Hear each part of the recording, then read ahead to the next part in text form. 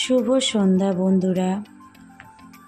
এখানে কিছু পরিমাণ মাংস নিয়েছি, আর এই মাংসটা আমি মশলা মাখিয়ে রেখে দিয়েছিলাম। নতুন রেসিপি বানাতে বেশি মশলা আমরা এখানে ইউজ করব না।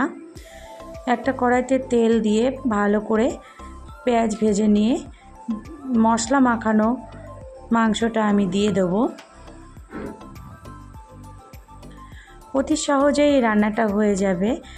ঘরে কোনো আত্মীয় আসলে বা রাত্রে মেনুতে শুধু চিকেন থাকলে রুটি কিংবা ভাত যে কোনো খাবার দিয়ে এই রান্নাটা করলে আমরা খেতে পারবো, আর খুব তাড়াতাড়ি এই রান্নাটা হয়েও যাবে।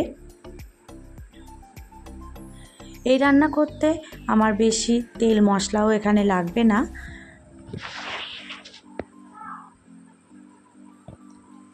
তারপর আমি আস্তে আস্তে মাংসটা সুন্দর করে নাড়তে লাগবো।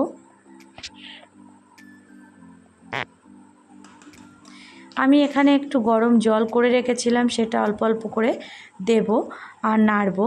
তারপরে ঢেকে আমি এটা রেখে দেবো। ঢাকনাটা খুলে আবার নাড়তে লাগবো। রান্নাটা হতে আর কিছুক্ষণ সময় লাগবে। ভেজে রাখা আলু আমি এবার মাংসের ভিতরে দিয়ে দেবো। তারপরে সামান্য পরিমাণ চিনি আমি এখানে অ্যাড করব।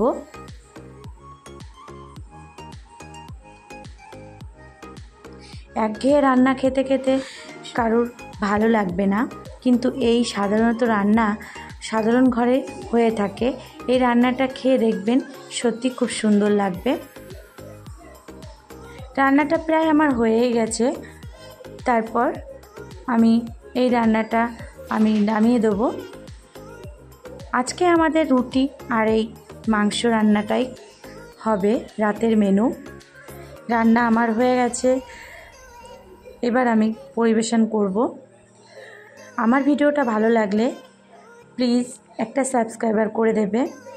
আবার দেখা হচ্ছে পরের ভিডিওতে নতুন একটা রেসিপি নিয়ে তোমাদের সামনে হাজির হব। টাটা, ভালো থাকবে সবাই।